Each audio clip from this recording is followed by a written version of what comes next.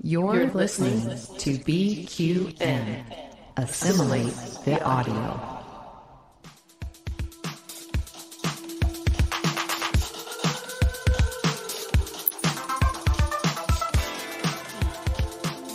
Welcome, listeners, to another episode of All Good Things, a Star Trek Universe podcast here on BQN and the Fandom Podcast Network. I am your host, Kristin, and with me today are the boys. Mark, good morning, my love. How are you? I'm doing great. How about yourself, Kristin? So nice to see you again this week. You as well. I'm good. I had a lovely time reliving our episode from last week, so I gave that a nice little listen at work, and it was good. It was good. We like to talk. Oh, we about had fun. Yes, we do. And Christos, you're returning from your Riri travels up north a little. Back from the Delta Quadrant. I feel like I've been all over, but I've been to at least 4 or 5 different states since my last episode on. So it's very good to be home, actually. Isn't that the funny part of traveling, is it makes you appreciate being home so much more sometimes? Yeah. Totally. I spent my whole Saturday doing laundry, unpacking, cleaning house, and just unpacking STLV and just putting my whole life kind of like back together, and it felt great. Oh, that's wonderful. Well, we're so happy to have you back.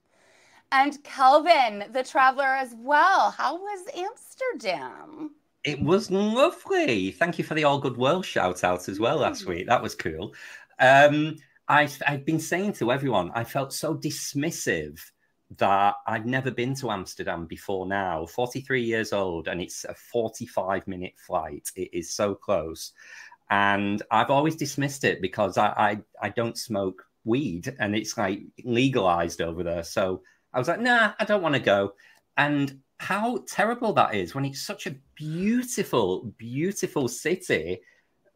Oh, yeah. And Pride was great. It was all on the water on lots of different boats and very, very pretty. Oh, amazing. I'll be back. Kelvin, that's like saying I'm not coming to California because weed is legal. Well, no, but do you know, like when people say, I don't want to go to Vegas because I don't like gambling? And it's like, there's so much more to do. There's so much more. Yes. Yeah, it's exactly that. So apologies to Amsterdam. It's a beautiful city. I enjoyed myself very much. I remember when Justin and I went, oh my goodness, close to 10 or over 10 years ago now. Ooh. And everybody thought that's why we were going. They thought our whole purpose was that we were going to just get high for a week, when we were going there to see a concert. So, and it's funny, it was a metal concert, and we were expecting the whole Ziggo Dome to just be completely hotboxed. Not even a little bit. Because I think people, it's not it's not a crutch for them, or they don't see it as big of a deal because it's just everywhere. So I always have found that to be a very funny little anecdote, that I went to a metal concert in Amsterdam and didn't leave high. Well, should we all kind of go into our one of my favorite segments, of course, which is Great Joy and Gratitude.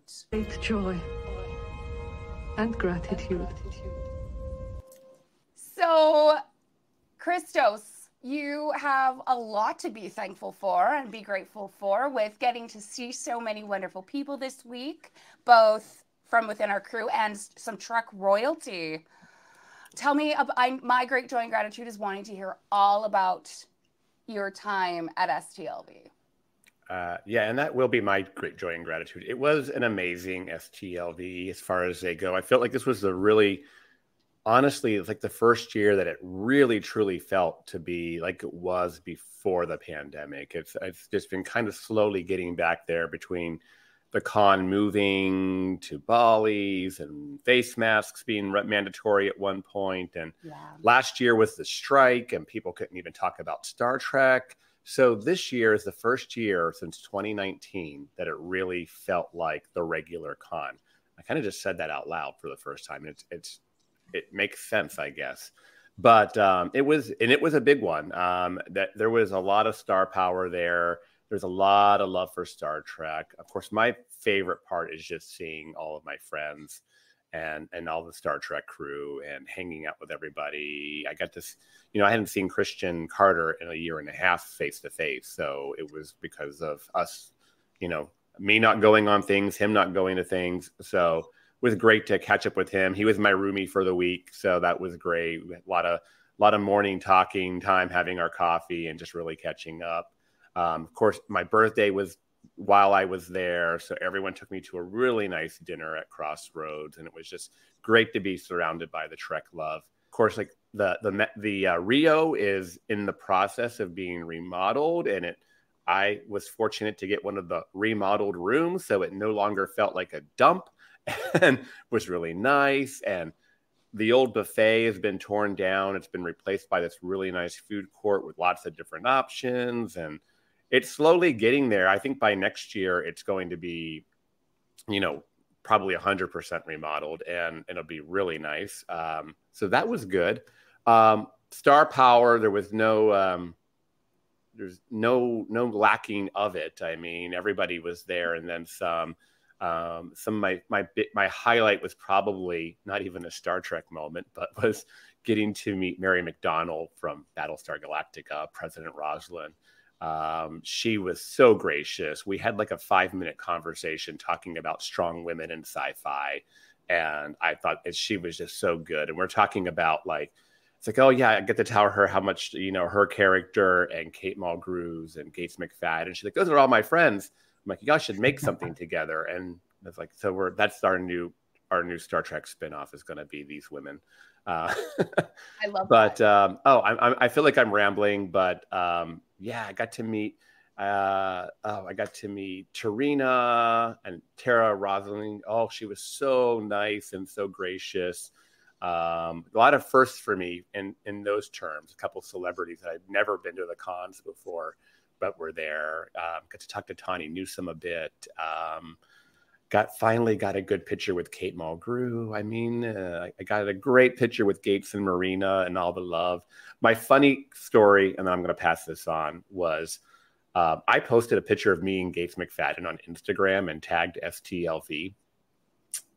And that picture started randomly coming on in the main stage. Like it would, like the screen behind the actors and all in that big hall where they have them the TVs hanging down. It would just go to that. And at one point, the TNG cast was on stage, and it just was a picture of me and Gates, and it said #what's the TBEV. So I was like, so people were going around, oh, you're that guy that keeps popping up on the screen. I'm like, yeah. Guilty. Did you put forward the idea of having those three ladies on What's the Tea, I guess I'm a little shy about that. I feel like everybody must ask them to be on their cons or on their podcasts and things like that. I feel like I need better listenership before I would even propose that. Really cool thing, though, I did get to talk to Aaron Wadke and one of the Henkelman brothers at length at some time, and we did talk about that a little bit. So maybe. There we go. Yeah. And Kelvin, what's your great joy and gratitude today? Oh, God, I can't follow that. Like, really. But I am being very, very merchandise basic. And Christos, do you remember I was saying I really wanted the San Diego Comic-Con Hallmark Enterprise B Nexus Damage? Well, yeah, I just got it off eBay. It came yesterday. And yeah, I've now got one of every Enterprise for the Christmas tree. Woo! So it's now sat on the mantelpiece, and it'll be sat there until the Christmas tree goes up, which will probably be on like the 1st of November. When the seasonal affective disorder kicks in. I wasn't even able to get one for me because I wasn't even thinking about it. Actually, I was been traveling around so much, but it's a good point. Maybe I'll hop on eBay before they get too crazy in price. The prices are quite good at the moment. So get it now and it'll increase in value. Convention exclusive. Yeah. Go. And Mark, how about yourself? We've had a lot of rain in Boston for the last week, but it cleared up by the weekend. And so yesterday I was able to get out go to the beach, spend a few hours there with my dog. We played some frisbee, and I'm really grateful to live so close to the water. Like, I love it. It was really nice, really peaceful. Yeah. Wonderful. Well, moving from great joy and gratitude to an unfortunate loss with our Star Trek family this week, where Patty Yasutake, who played Nurse Alyssa Ogawa, passed away at age 70 after a long life well lived. She passed away from a battle with a rare form of T-cell lymphoma. So very sad to have seen that. She was credited in 16 episodes throughout TNG, as well as both the movies Generations and First Contact. I was so shocked when I was looking this up. I didn't realize she had been credited in 16 episodes. I actually feel like that wasn't a lot. I feel like, because I think was introduced in season 4. Yeah. I feel like she was just always there. And so I felt 16 was a low number. Oh, yeah. But I'm interestingly, one of my friends here in Manchester, shout out to Robin, he just throws me little trivia questions in the morning via text to wake up my brain. Okay. And we were playing how many episodes did people guest star in? And he went for Guinan. And then one of them was Keiko O'Brien. So how many Deep Space Nine episodes do we think Keiko was in? And do you think it's more or less than Nurse Ogawa in Next Gen? I think it's like 39 or something like that, right? So we have... Or am I thinking of Nog? 13. I might be thinking of Nog. What was the number you just said for Nurse Ogawa? 16. Oh, I thought it was just a bit lower. That was the surprise statistic. But actually, no, it's only 19. So Keiko was in 19 DS9, meaning... and you would assume she was in so many more. Yeah. But just showing the power of Nurse Ogawa as a background character, she was in nearly as many. Yeah. Yeah. Yeah, sometimes Nurse Ogawa didn't even have a line, and then sometimes she had a lot of lines, like in like Lower Decks, obviously. What struck me is that our beloved sickbay on the Enterprise D is getting quieter and quieter, because didn't the guy who plays Martinez, the other non-speaking extra, didn't he pass away very recently as well? You're so correct. Both of Beverly Crusher's nurses have now passed, which is really sad. Oh, Dr. Solar better watch out. I think my favorite Nurse Ogawa moment has to be just the subtle little acting in Genesis when Beverly had just been attacked and they're all leaving the meeting, and she just, as she walks away, she kind of like puts her fists on the table and just walks away sort of hunched over, just giving that little nod that she too is starting to de-evolve. And I just thought that was a brilliant acting move. So, it's so sad to see the people that we grew up with, that we know, that we love, and life is starting to take its course. But, also admiring the fact that she has left such an impact on an icon such as Star Trek. So. Yeah, my favorite Nurse Ogawa episodes probably in Suspicions, when she shows her loyalty to Beverly by helping her. Yeah, absolutely agree. That's the "too bad you're not my boss anymore" line, isn't it? It's so cool. Yeah. On my Stardate rewatch, I'm on 2370, and Genesis is my next episode, Kristin. So I'm going to be watching that scene a little later today. Hey. I love that episode. I know it can be, some people love it or really just hate it. I always thought that it was a fun episode. Yeah. Is it biologically accurate? Probably not. But that doesn't stop me from loving it. So how about you, Mark? What's one of your favorite Nurse Ogawa moments?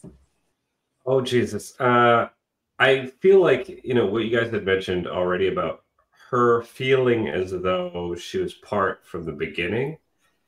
When I think about TNG, there's certain characters like Nurse Ogawa or like Barkley, where even though maybe they weren't seen on screen, you feel like they were always part of that crew. She's up there with Rowe and O'Brien and, you know, Barkley, like you said. There's just... When she's on screen, she eats it up. She does. Yeah. She's incredible. So I look forward to seeing her whenever she pops on. I'm like, oh, it's an Ogawa episode, you know. And Patty had the most beautiful smile. Didn't she, though? Mm-hmm. Didn't she?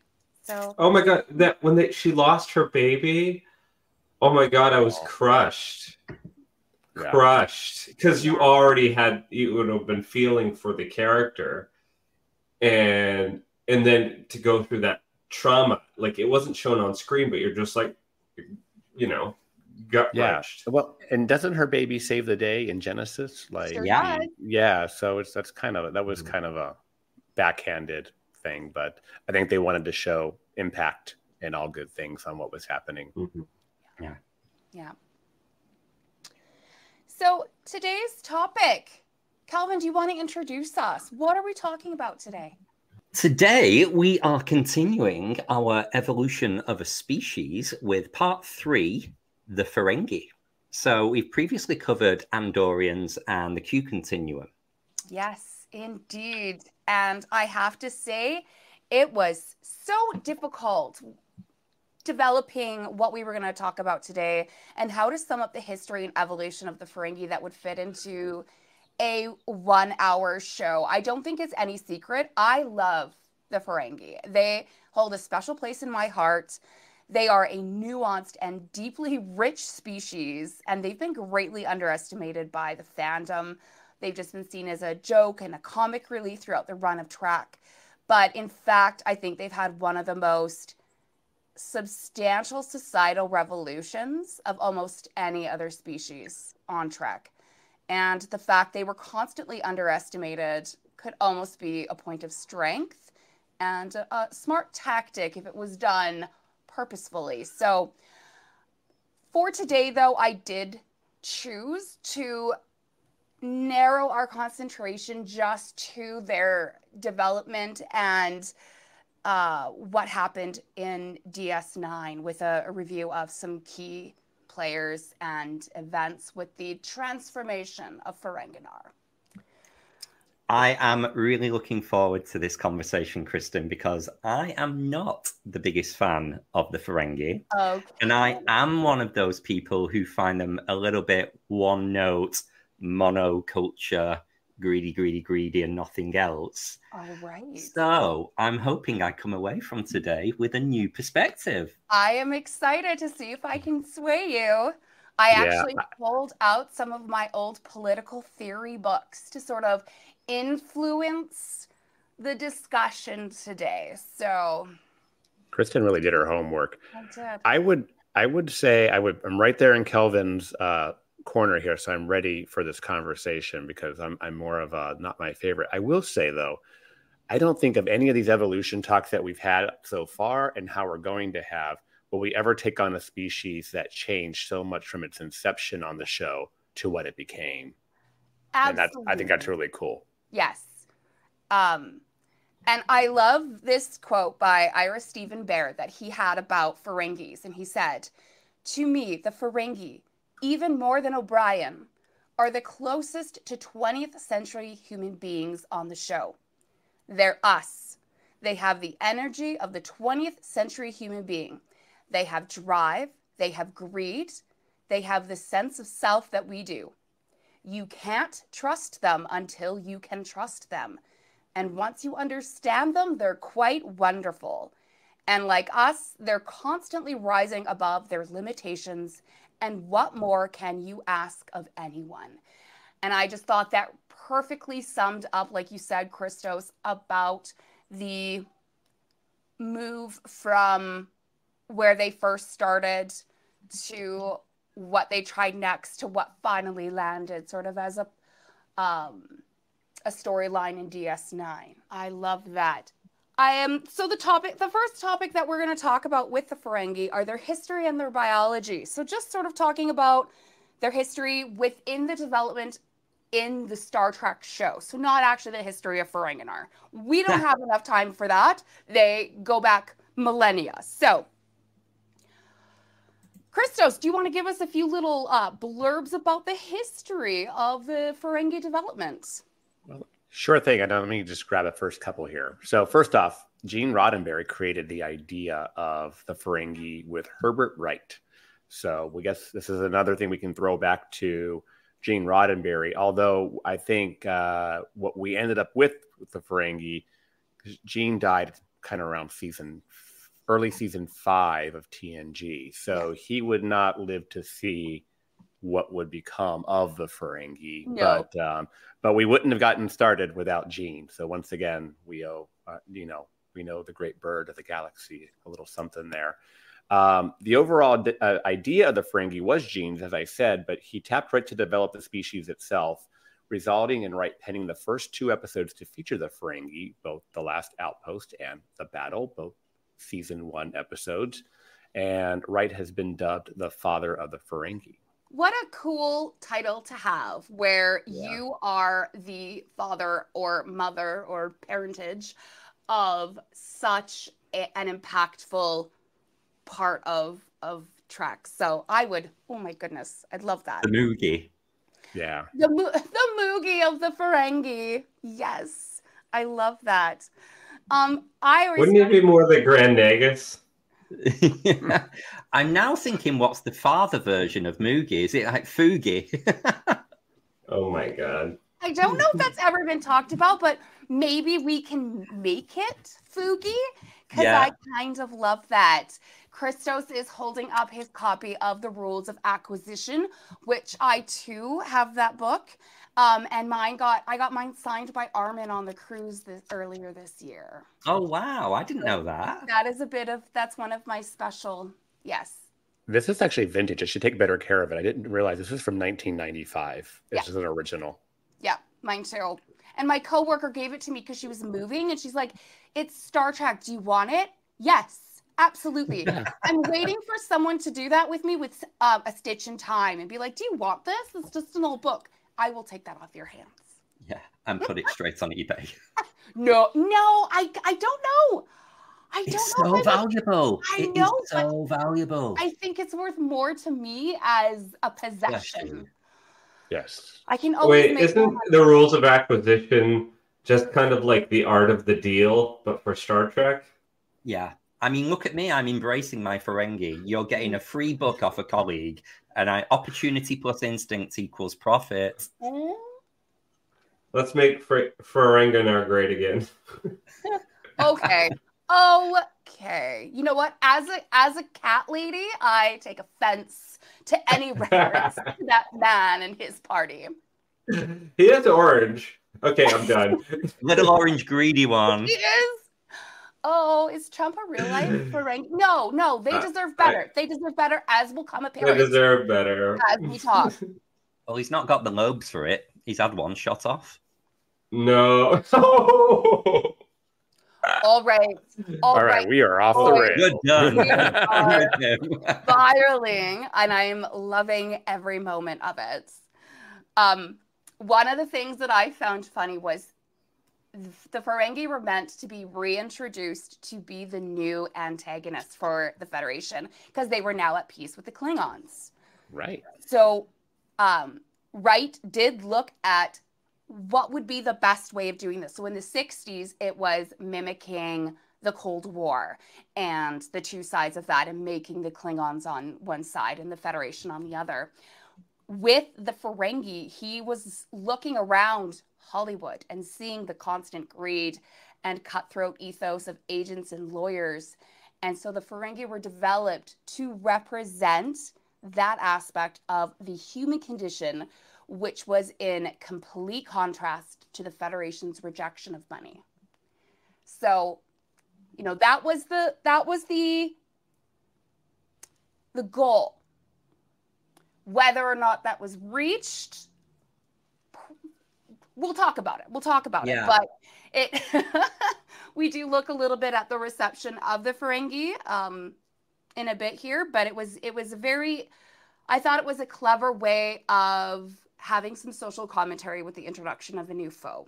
Yeah, it's interesting to look at it from that financial perspective of the Federation has got no money and everyone's really happy. The Ferengi are traditional like us and greedy and wealth.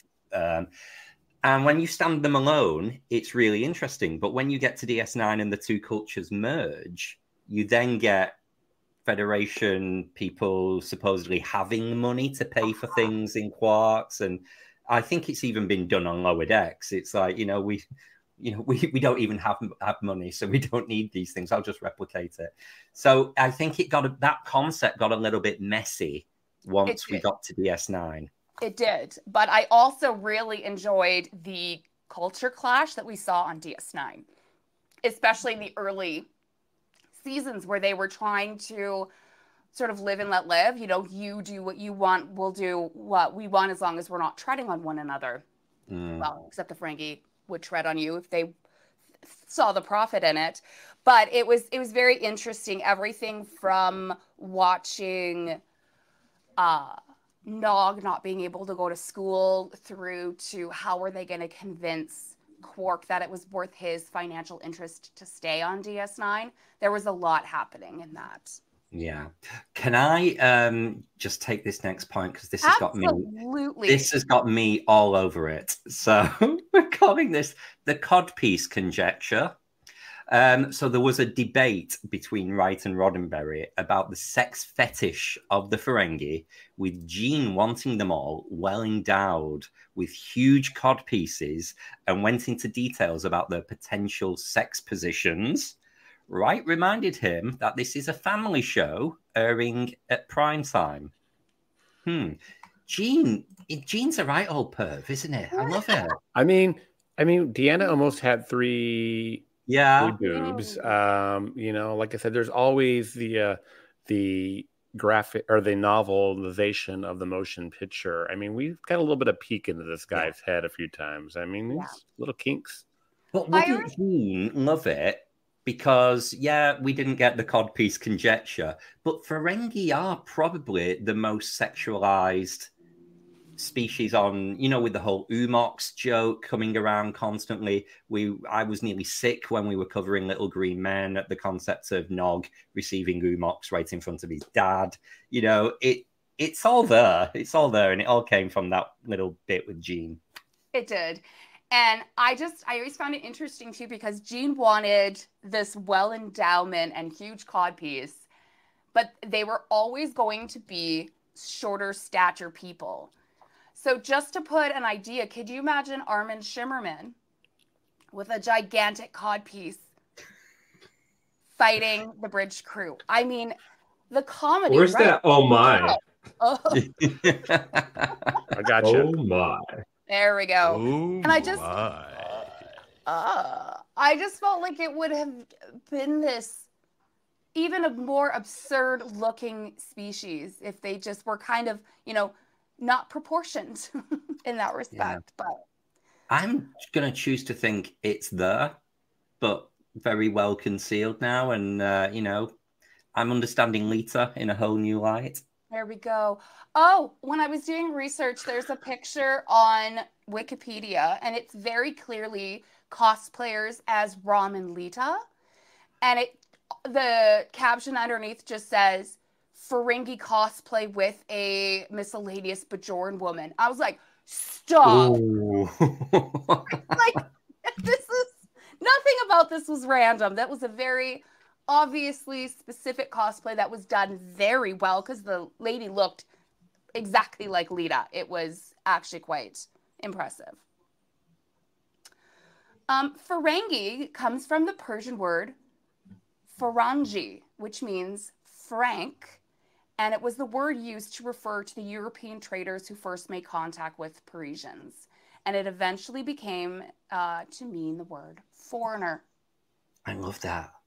I love etymology. So I thought it was really cool to see where the word came from, because, where do they come up with all these titles and names and everything? So, yeah. I'm having a Persian meal for dinner tonight. So spooky. Ooh, I'm jealous. I love Persian food. It's so good. Mark, do you want to give us some biological characteristics of the Ferengi? If I can get some umox first, then maybe I will. Not with them headphones on. Anyway, so a lot of time and effort was put into developing the Ferengi. They were envisioned as being short with grotesque faces. I don't know. The way they ended up, I don't think they were grotesque. You know, it's kind of like mice, you know, with the ears, mice ears, and the little nose, or the big nose. Sorry, I don't know. They're kind of cute. Nose.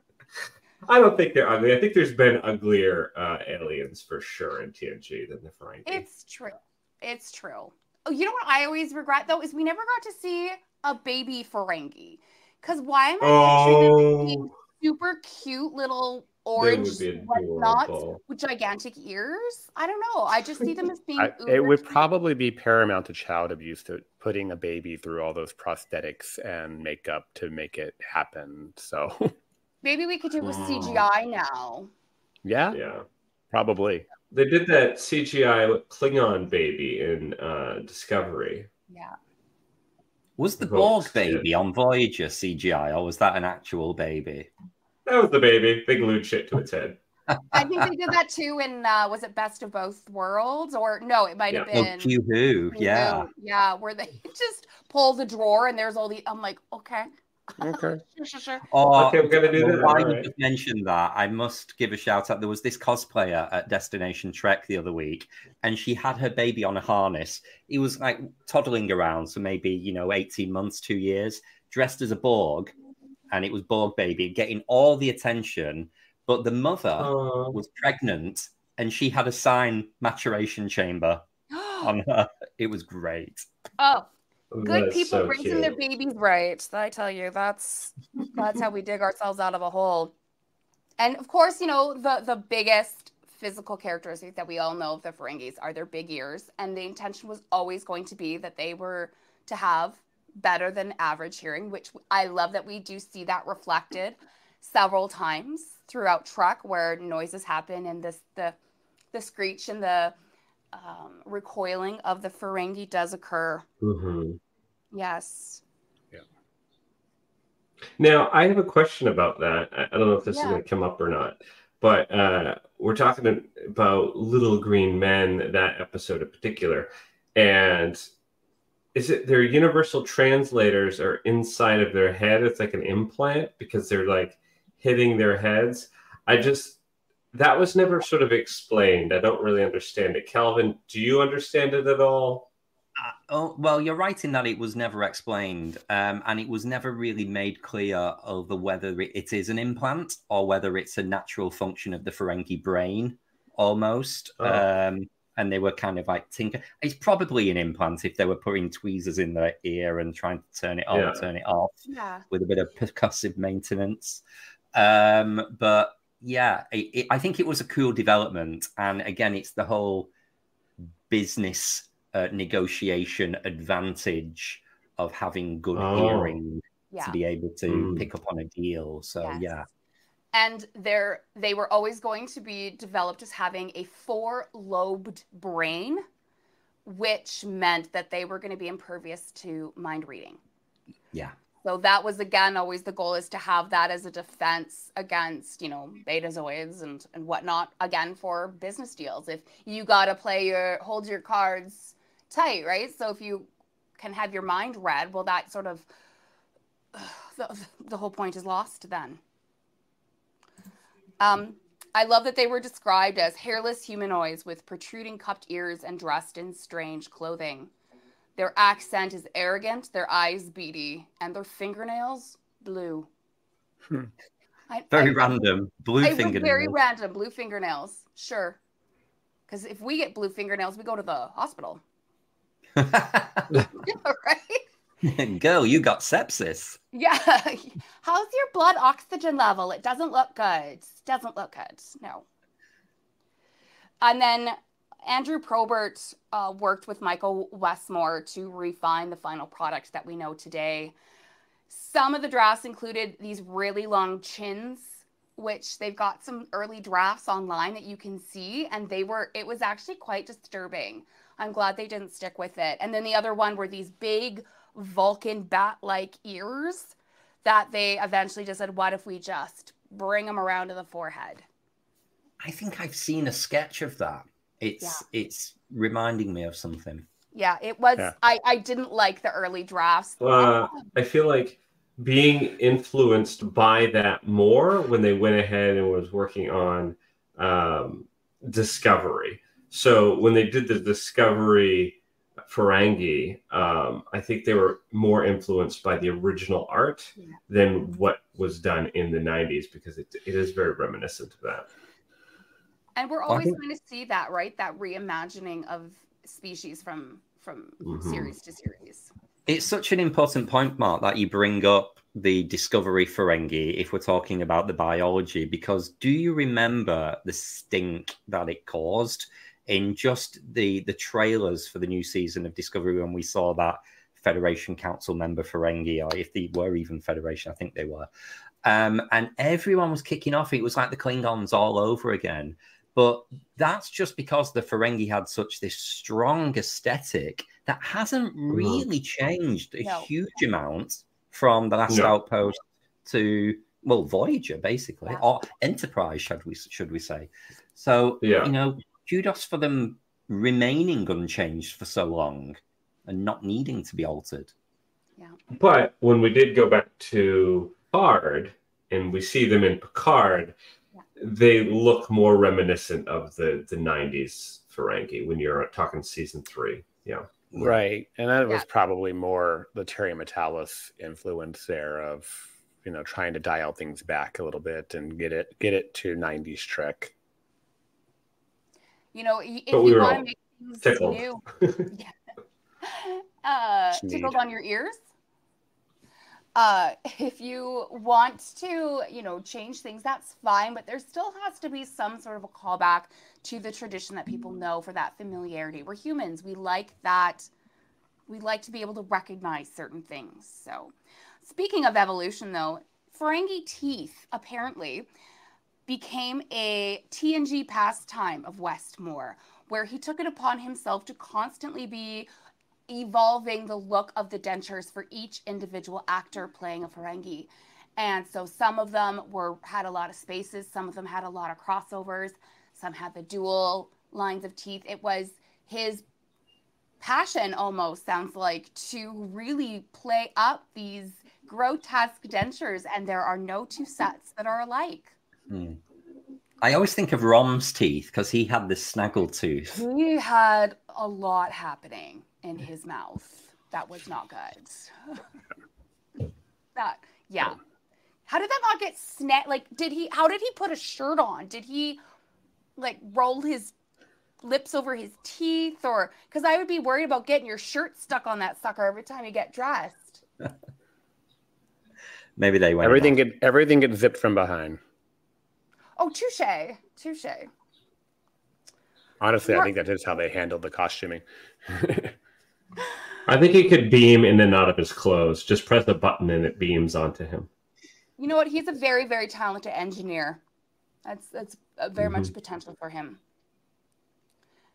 Christos, do you want to walk us through some of the initial reception of the Ferengi? Oh, I'll walk us through, because a lot happened in the first 5 years, right? So despite the attempt to make them the frightening antagonist, it completely backfired as disastrous per Ira Steven Behr and Armin Shimmerman.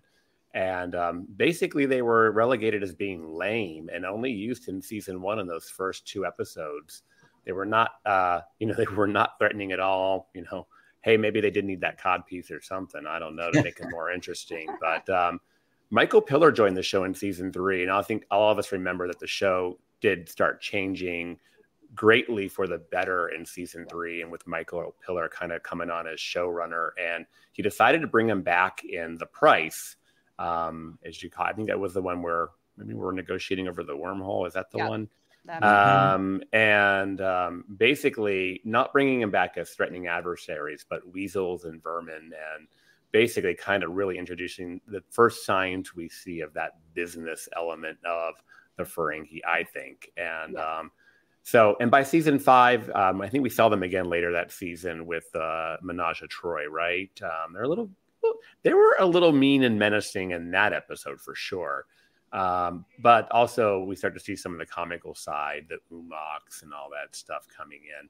But by season 5, the Ferengi were far more established, and basically it was crucial, which basically they became more crucial as it was announced that there would be a main character on DS9 that would be Ferengi. Mm-hmm. The Ferengi were also the species that took over the Enterprise and Rascals. Yes. Which I want to shout out, like, what a good idea it was for, like, the least threatening, most goofy looking of the TNG aliens to be on essentially the kids episode. So I think that it was a good pairing because in spite of the fact they took over the Enterprise, the danger seemed less menacing because, I mean, look at them. It was the Ferengi. It is, but then the question I have will always be, was that their strategy is to be seen as non-threatening and to be seen as just this comical character because that allows them to get one over on their competition. You know, if you don't seem threatening, people aren't going to try to defend against you. So, you know, was that just all their plan all along, and them really being quite smart and devious with how they represented themselves? Oh, I don't think they're that smart. No. I would just say their role in Rascals, that's like the second half of that episode. I think we've recently covered that episode. Yeah. And it's just, I'll say it again, it's very unbelievable how easily they take the Enterprise, and we'll just take out Worf. Yeah, and Data. And yeah, like, what is happening? So I don't know. It kind of just leads me to the whole, I have a theory. I think one of my favorite Ferengi moments is on The Price, where they first show up to the negotiations and the one guy really wants his chair. And he keeps asking, he's like, okay, I'd like my chair now, please. And Worf comes in and he's like, could you get your, Klingon servant to get me a chair? And he's like, I am the chief of security. And he's like, well, then who gets the chairs? I don't know why. It was so simple, but just the delivery of that line cracks me up every time I see it. So we've had some very notable appearances by actors and recurring as different Ferengi. And I just love it because there are certain actors who just fit the bill for what a Ferengi needs to look like. So, of course, the first one, Mr. Armin Shimmerman. So, of course, he's played Quark, Braktor on Peak Performance, Latek on The Last Outpost, and Indrag as Lumba on Prophet and Lace. And I think we all agree that Armin Shimmerman truly is just a gold addition to the Star Trek family. He's basically the king of the Ferengi, right? Yeah. You know, he's the godfather of it. Yeah. I'm sure I read that he really hated the initial performance in The Last Outpost so much that he felt it was his duty to come back and rewrite the characters of the Ferengi to make up for how rubbish it was to start with. Which is really funny because the reason they asked him to come back was because they loved how he portrayed Ferengi in the first couple of episodes. So, wow. Yeah, just shows that how you critique yourself is not necessarily how others are critiquing you. Christos, do you want to take us through Mr. Max? Yeah, Mr. Max Grodin. Of course, he's Mr. Rom, but he did play some other Ferengi. Sylvak in Captain's Holiday, Par Lenore, I hope I said that right, and Perfect Mate, which is a season 5 TNG episode, and Gint in Body Parts, and probably the second most infamous, famous actor to play Ferengi. Yeah. I think it's interesting with Rom, just how much of a rewrite that character got in DS9. If you think of season 1 Rom, he nearly killed Quark a couple of times. Yeah. He was evil. He was really bad. Oh, yeah. And then he became comedy in season 2. I think it's in Necessary Evil, the where he's opening the safe really quickly. And Quark's like, oh, my God, don't you ever go near anything again. Yeah, that's when he really turned a corner and became comedy Rom that we all know and love. There goes Kelvin showing off that DS9 season 2 trivia. Well, in fairness, I am rewatching it at the moment, Christos. It was I'm not just bringing up the awkward appearance on another show. Oh, I was. And then we, of course, have a few famous names that were Ferengi, but they were just one Ferengi, which means they had a lot of time to delve into the characters. So Wallace Shawn as the Grand Nagus Zek. Inconceivable. Oh, I remember clocking. I was young, obviously, like 13 or 14 when DS9 premiered. But I remember, or maybe I was a little older. I don't know. But I just remember, even through his makeup, knowing who that was. Yeah, the voice. Yes. He's got such an identifiable voice and he's throughout so many things in the 90s that if you watch Clueless, thank you. I didn't know how many of our listeners would be like, yes, let's go Clueless. But no, he was, Cher gives him her coffee. I don't know the actor of being other characters than the Grand Nagus. And it was the one other role I remember him from, which is post DS9, was when he was in an episode of Sex and the City. And I was like, it's the Grand Nagus. That's the episode where the girl falls out the window. It is. Splat. I'm so bored I could die. And then she did. Mark, do you want to take us through Aaron? Yeah, absolutely. Now, there's now, a ship named after him in Discovery. We're going to talk about Nog, of course, because of him being the first Ferengi to enlist in Starfleet. So talk about quite a role as far as character growth. I would say, Deep Space Nine did a really good job with developing characters, because you got like Miles O'Brien, who started off on TNG as just the guy that stood in the transporter room. We've all seen the memes, right? And now we have, of course, Nog, who started, the first episode of Deep Space Nine, started off like a little hoodlum, and he's going with Jake and getting him in trouble. And of course, Captain Sisko does not want his son really to hang out with him because he's getting in all this trouble. And we go from that just being like a hoodlum punk kid that, is causing problems around the station, to all of a sudden he is just learning more about himself in the course of those first few seasons, learning what he is actually about and what he wants to do with his life. I think more so than other Ferengi children, because a lot of Ferengi children aren't around, a lot of humans or a lot of, Klingons or a lot of, these other species. And so he takes it upon himself to want to enlist into Starfleet, and he ends up getting endorsed by Captain Sisko, going and becoming an ensign, and then a war hero during the war. So there's been such a huge arc for this character, and credit to Aaron Eisenberg, because he was just supposed to be like a one-off here and there, but he brought so much to the table with every performance that they brought him back and back and back and gave him more to do. So when you talk about important Ferengi, yes, Quark is one of those important Ferengi, but you also have to talk about Aaron Eisenberg. You have to talk about Nog. Absolutely agreed.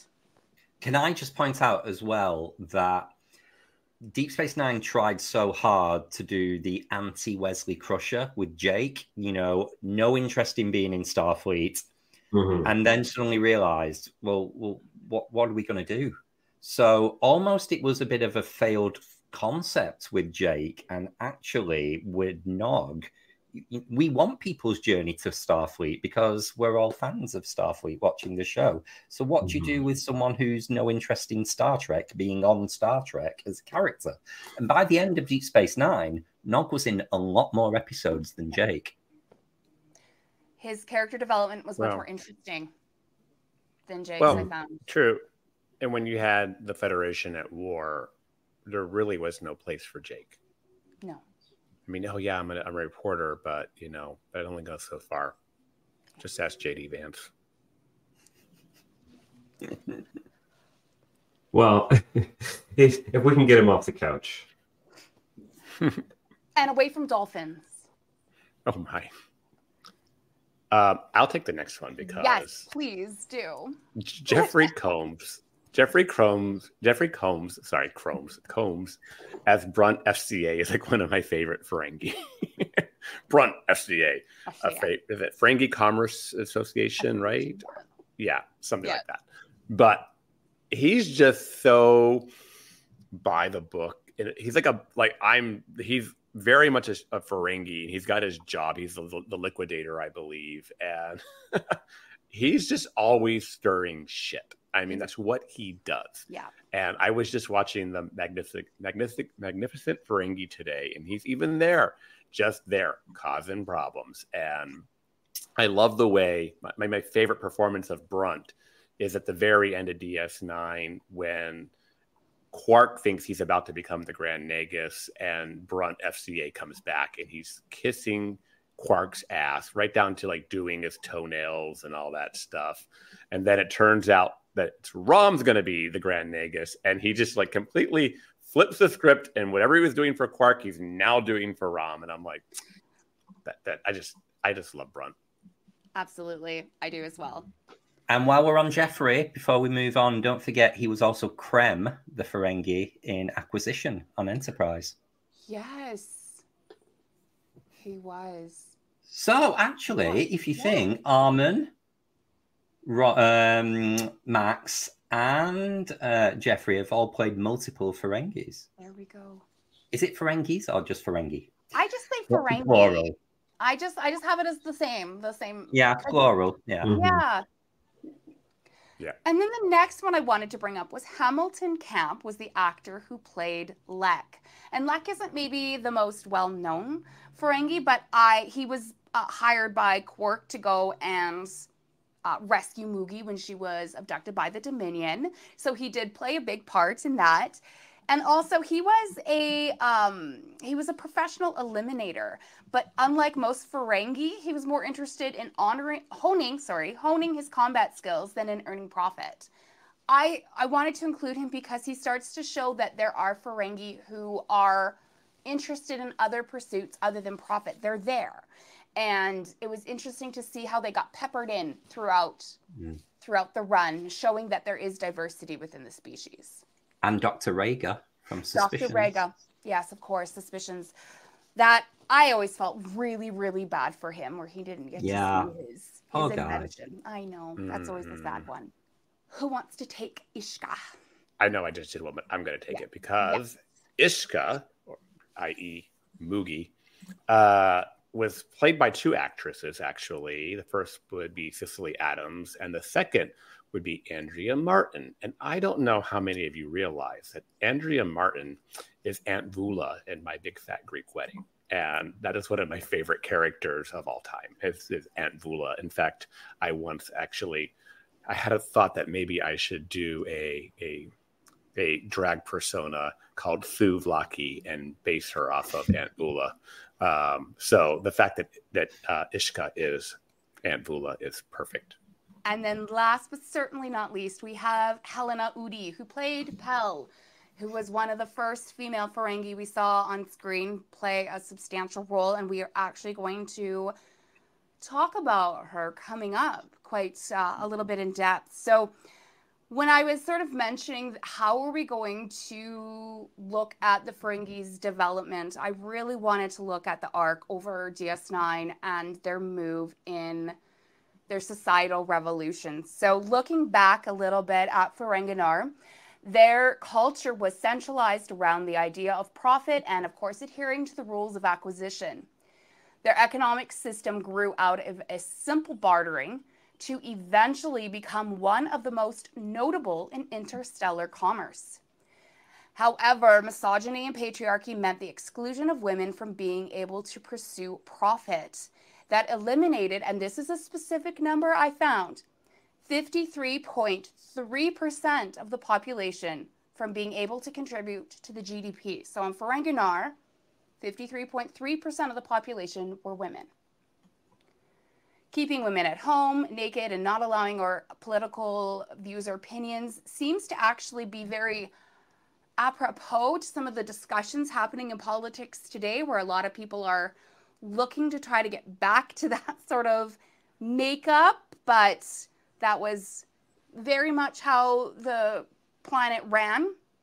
Can I just point out, so this is one of, this concept of the Ferengi woman and the treatment of is one of the biggest issues I take with the Ferengi, not because of the treatment, well, because of the treatment of women, that's bad, but it's almost like they dug themselves a hole. So this random line in The Last Outpost that they say to Tasha Yar, you work with your women and force them to wear clothing, sickening, which they took a creative choice to carry through to Deep Space Nine, which is great, but it just doesn't make sense. And I'm glad you mentioned about like GDP, and from an economic culture, to have half of your population not working, not paying tax, not earning profit, it just, well, on its own, that's bad business. So it didn't work. I think I have an explanation. So first off, you're absolutely right in everything you said, because you're thinking very logically. You're thinking as somebody who's free thinking and inclusive. But keeping in mind, this was supposed to be 1987, 1988 when these were being created. I think the allegory was very Middle Eastern, and how the Middle Eastern view their women and how they still view a lot of their women. Look at, if you ever want to say, make America great again, allegory, look at what happened in Afghanistan, right? And in the 70s, women were an integral part of society. They could wear regular clothes, blah, blah, blah. They went backwards, and now they're, they have no place in society. It's home naked and not allowing political views or opinions, covered, or in this case, uncovered. But that was the allegory they were trying to bring in there. And the Ferengi were supposed to be a flawed society mirroring 80s capitalistic, I don't want to say United States, but probably United States. So I think that's where that comes from. So the idea that changes throughout DS9 when Ishka and Zek start to, date, and she basically starts changing the Ferengi law from the inside. Yeah. That's that revolution happening there, and then women gaining rights. Yes. And that's what really that's really my favorite storyline, is looking at that, because when we look back at nomadic civilizations, everybody was fairly equal in terms of what they did for their community. And it was really when industrialization started happening that women were just relegated to the home, as they were the ones to care for the children. So when we look at sort of how this idea that women's places in the home has been so woven into the fabric of our society for eons, right? I loved seeing the evolution of a species come out of that thought and start to see things differently. And, even so much so that within the Ferengi, I think it almost shows that I don't know if hatred is the right word, but definitely that level of exclusion was even more powerful than their desire for Latinum. And I think that says a lot too about how much they came along in the 7 seasons of DS9, that they came from that that tight place where, not only could women not earn profit, they'd be punished if they did. They had to relegate property if they were a widow or a divorcee. There's a lot happening there that had to be undone, and we see that happen. So I really want to dive into a few of the major players. And at being a revolution and being a major upheaval of society, I have given them all titles. So I will start with the first one because she's one of my favorite. And I call her Pell the Shrouded. So she disguised both her lobes and her breasts to appear as a man to partake in important business deals. She was paramount in the first ever business dealing between the Alpha and the Gamma quadrants. Without her input, many do doubt that a final contract would have been signed, making it the most significant financial achievement of a Ferengi female to that point. So basically, she's Yentl. Yes. Or I was going to say George Eliot. Or, you know, how a lot of women had to, you know, have pseudonyms when they wrote, because you couldn't have any sort of...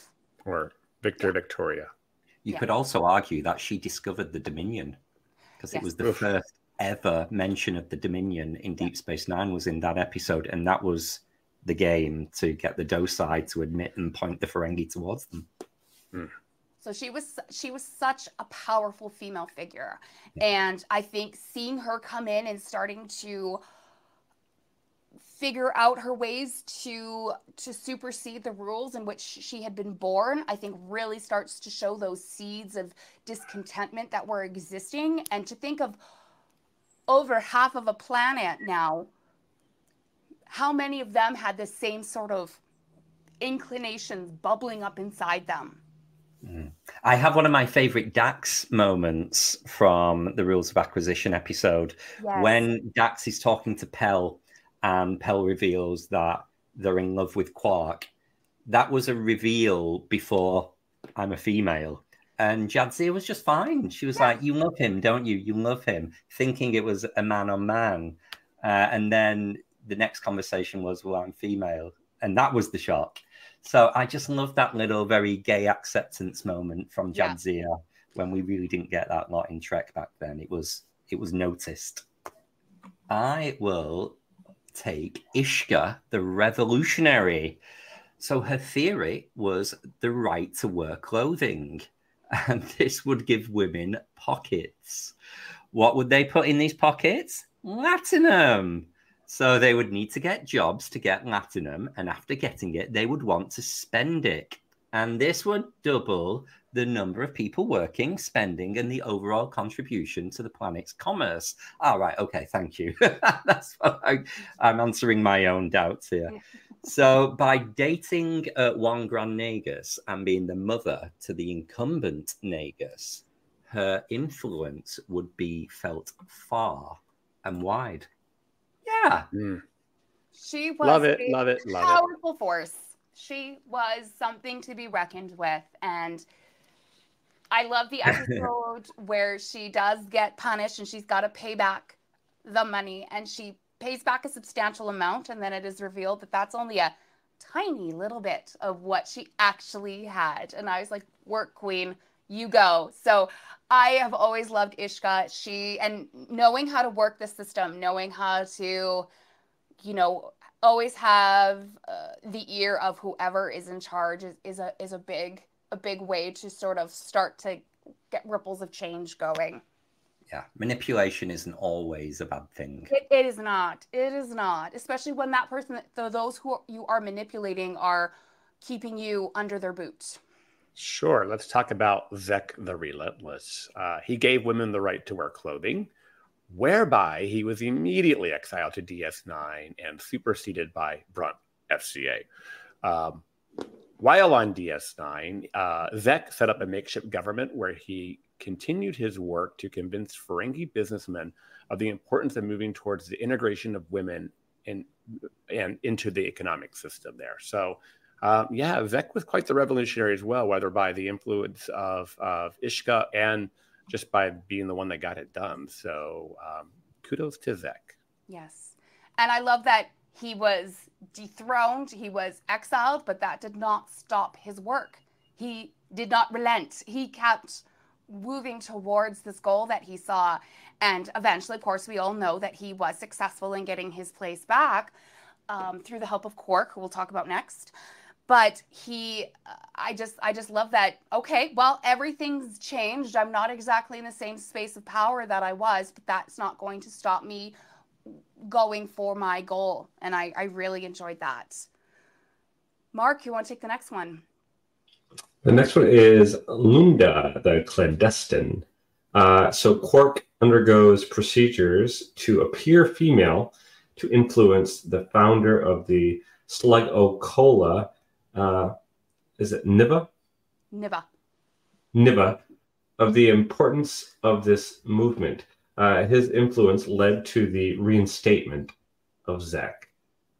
So yeah, if you can remember that particular episode, is it? Do we have to?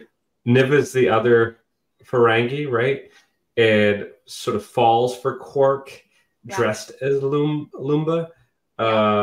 And yeah, makes Quark really uncomfortable because he's never been hit on by another man before. So it's hijinks ensue. I don't know. It's funny. Makes me laugh. I do love, though, that this shows that drag can save the world one scene at a time. So yeah, Quark. Yeah, Quark. Work. But don't think this is the best episode to show trans representation in Star Trek. No, drag representation, maybe. Drag I will get, but trans, no. And it's not aged particularly well. It's not on my most of the creators don't look back fondly at this episode and have regrets. But I will say, though, that Quark did make a very substantial, not sacrifice, but he very much went outside of his comfort zone for the greater good. Because if he had not done this, who knows if Zek would have achieved his place back as Nagus, and from that point, who knows what would have happened if Brent had stayed in power. So we do have to give some credit to the willingness to be uncomfortable that Quark as Lumba did, and the fact that it was all working for, again, the cause. And this reminds me a lot of times of some of the women who would seduce like Nazis during the World War, and they would take them out. And you know, so you gotta sometimes just work your feminine wiles to get to get your way. And I don't know.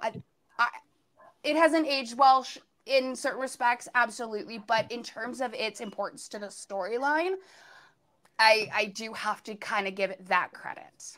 It's that the end justifies the means kind of argument. I guess. I mean, does the end justify? Your little story about the seduction thing kind of reminds me of Chain of Command, where Beverly's all over the Ferengi to try to get the transport to where they need to go. Yep. Yeah. It'd be I think it's such a fantastic gender argument, this, of are women manipulative or are men stupid?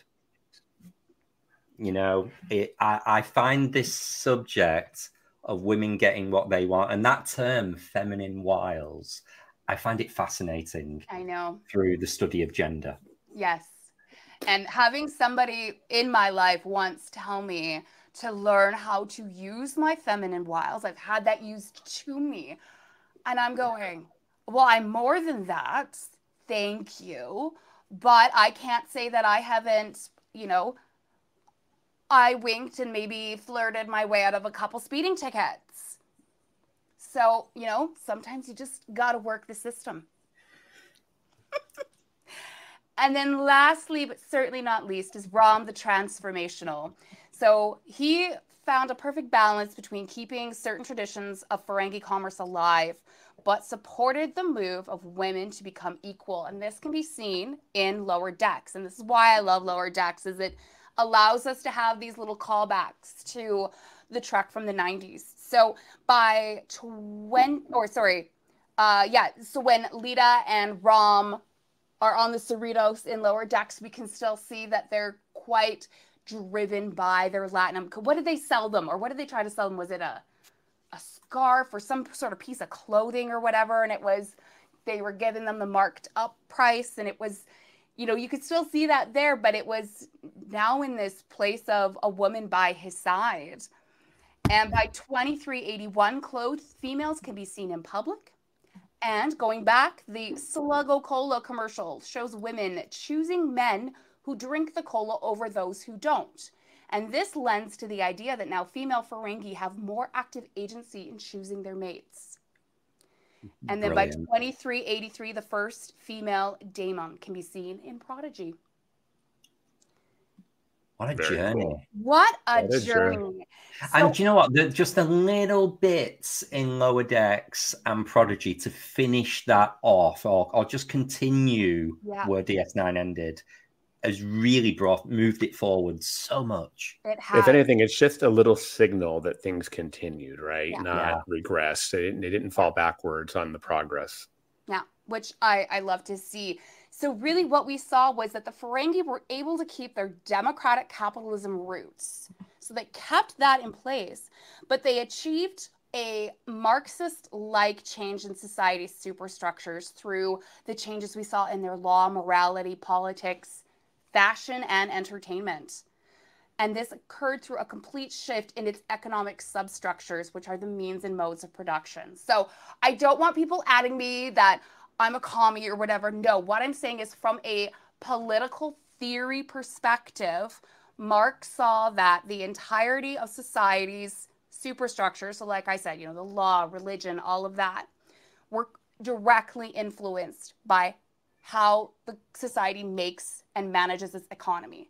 And as changes happen in the economy, those in it undoubtedly will affect the superstructures. And we see that happen here, where we have a brand new addition of a workforce into the means and modes of production, and we see that shift occur. So I just found it really funny how this random little species created by Gene Roddenberry in the 80s perfectly mimics a political theory put forward back in the 1800s. Yeah, and I just thought it was super cool. I mean, I think one of you mentioned this earlier, the allegories of today's politics. I'm like, it's truly the difference between like the whole idea of MAGA and where the Progressive Democrat Party is today in the US, where like what one party wants to be would say old school Ferengi, you know, where women have no rights and blah, blah, blah. And you know, businessmen and take precedence over people versus, you know, a more equal just society where everyone participates and everyone has equal rights. And because of that, we have a far more robust economy and world. So sorry to get political, but it is. But it is, right? And Trek has always been innately political. And people who say that it's not, I'm sorry, you're wrong. You're just wrong. There's no other opinion. There can be breaks, there can be filler, fun episodes, but the thread that runs through Trek is a progressive one. But I also like that this shows that by allowing equity in a society, it doesn't mean the end of all traditions, right? It doesn't mean that what we know is going to is just going to crumble. Maybe sometimes it needs to. I'm not necessarily saying how we run our economy is good, because it's obviously very polarizing in terms of distribution of wealth. But, you know, it's really cool to see that they kept certain things. They still have this drive and this desire for Latinum and to gain profit. But now they are allowing gender and sex equality. And I absolutely loved it. So that is one reason why I love the Ferengi. Do I love the Ferengi from season 1 of TNG? No. Do I love the Ferengi at the end of DS9? Yes. But I love the arc. I love them coming out of their chrysalis. I love seeing people's ability, like Ira said at the very beginning, they rise above their limits. And I think that is a lesson that we can all take, that we all have the potential to rise above our limits and become better.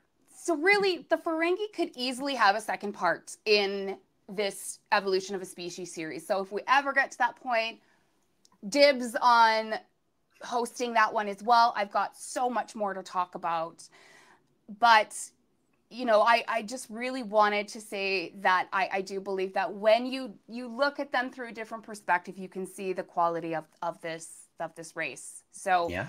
of course, previously covered in this episode are the Andorians and the Q Continuum. So who did it better? Mark? I think the Andorians specifically are one of those species that, I mean, it's gonna be tough to outdo because they do go back to the very, very beginning, right? Where Q is sort of like a modern entity, and not seen in all iterations of Trek, but a modern entity introduced like in the 90s. So I got to go back to the Andorians. But I will say, if we end up doing an episode maybe on the Gorn in the future, hint, hint, might be a good idea. That might give the Andorians a run for their money, because there's another species that had concepts built into the DNA of the original Star Trek program, and then it got expanded upon much later, and now we're seeing that species, the Gorn, in a whole new light. So for now, the reigning champ, I think, is the Andorians. All right. Christos, how about yourself?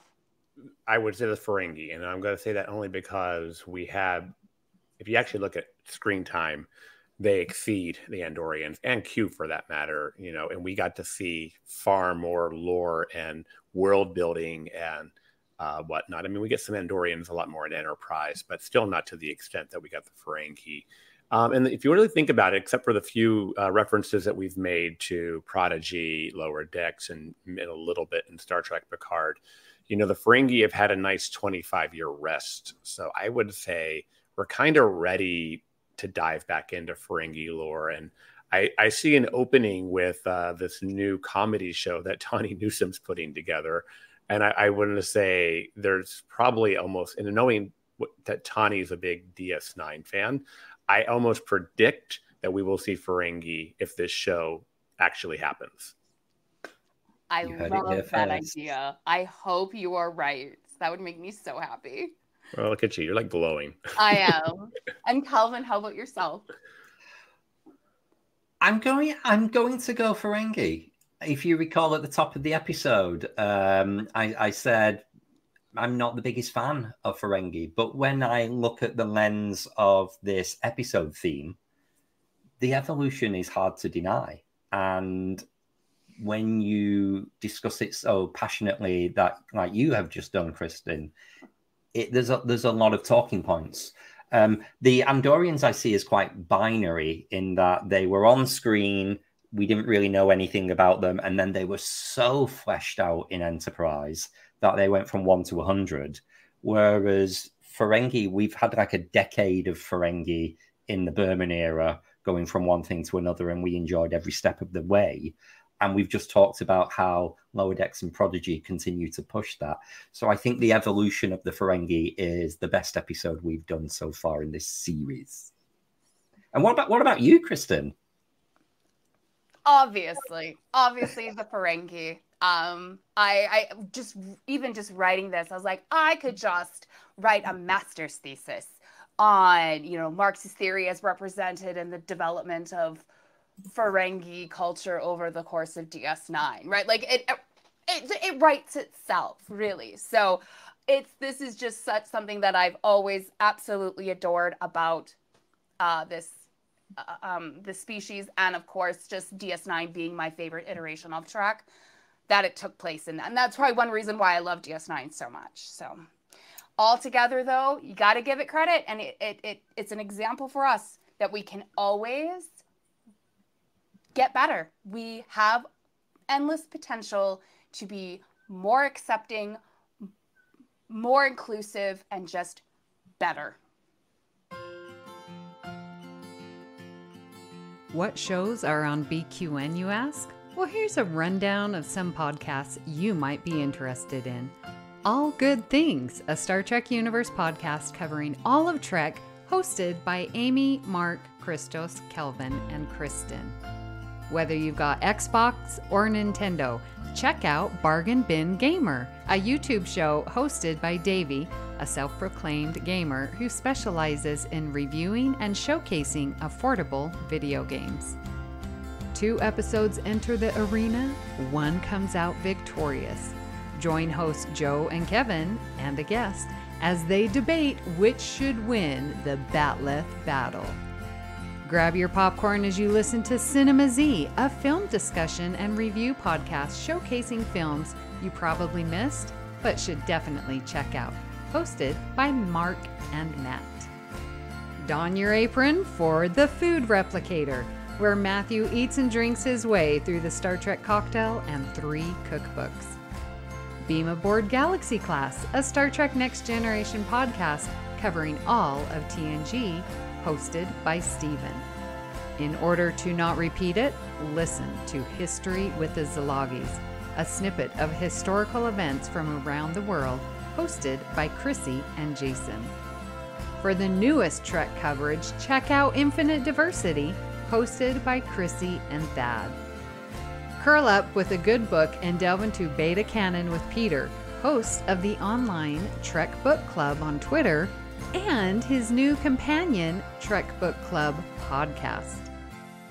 Test your Trek knowledge with Treksperts Quiz, a Star Trek quiz show hosted and written by Davey. Whether you're a member of Starfleet Federation or Planetary Union, go check out Union Federation, covering current Star Trek and the Orville, which we all know is really a Trek show, hosted by Kyle, Kevin, Amy, and Haley. Head over to YouTube and watch The View Screen live on Sundays, your Trek-inspired talk show hosted by Kelvin and Amy, with Season 2 starting in September for a 10-week run. Spill the tea with Christos while he discusses current Trek news and events and explores the world of fandom via guest interviews, all with a LGBTQIA+ perspective on What's the Tea Bab. And for our Patreon members, we have The Hive Mind with monthly script readings, Let's Fly, a Discovery reaction show, It's Green, a cornucopia of topics, Amy's Math Moments, a quick look at math moments in Star Trek. We know you have a choice of podcasts to choose from, and we thank you for listening to BQN. Assimilate the audio. So, Mark, what do we have coming up next week? Well, one of my favorite episodes, we are going to be watching DS9's The Wire as part of our Addiction series. Now, this episode, well, I watched today, so I think I'll probably end up rewatching, but it's a really good episode. And, you know, it does have that wonderful line in it between Bashir and Garak, where I think Bashir is saying, is anything you ever said to me true or whatever? And he said, you know, of course. He's like, what about the lies? He's like, especially the lies, or something like that. I love that part. And it just shows their dynamic and their friendship growing. And so it's a really fun exploration of that. And now that we know that, of course, the actor, you know, that plays Garak played the character as being in love with Bashir, whenever you watch their interactions, it's sort of colored with that, and I love it. Anything Garak, all the time. And we would love to hear what you thought of today's episode and hope you'll join our Facebook group, the BQN Collective, and continue the discussion there. You can also reach us at All Good Pod on Bluesky. Please follow the network on Bluesky and Instagram at BQN Podcasts. We've also partnered with our friends at the Fandom Podcast Network, where you can find us by searching their master feed. So, Mark, where can people find you when you're not tricking people into giving them Latinum? I could use some Latinum right about now. Yeah, I'm kidding. Yeah, a few bars, a few slips. Here we go. Anyway, when I'm not doing that, you guys can find me on Cinema Z. It's a podcast I host on this network where I discuss films with my friend Matt Jennings. You guys can also find me on Bluesky and, of course, in that BQN Collective. And Kelvin, where can people find you when you are not banging your head to use the universal translator that's been inserted in your lobes? When I'm not doing that, you can find me in the BQN Collective on Facebook, or you can come and chat with me directly on the socials at Kelvin's Timeline. And Christos, where can people find you when you're not using your homosexual wiles, manipulating those men with a little bit of umox? Oh, you know I love the umox. You can find me on Instagram at GreekGeekSD or at What's the TBev. You can find me on the Facebook at BQN Collective. You can also find me in our Discord server. And also find me on What's the TBev right here on the BQN, where we have a new season of episodes getting ready to come forward soon. Yay! And Kristin, where can people find you when you're not advocating the Grand Nagus Zek to get women's rights back into the Ferengi continuum? Oh, that really does take up a large portion of my time. But outside of that, you can find me, of course, at the BQN Collective on Facebook. You can find me at KStrats on Instagram. And of course, I'm always on Reddit, adding to the amazing discourse over there at user Garrick's Fan Club. Please hit the subscribe button on Apple Podcasts or wherever you get your podcasts and leave us a 5-star rating and written review. That helps others to find the show. You can also follow the entire network's podcast with our master feed by searching BQN. At this time, we would like to thank our associate producers, Mahendran Radhakrishnan and Jenediah Seastrum. Special thanks to Graham Kelly for our opening and closing music, and for Mark White for our artwork each and every week.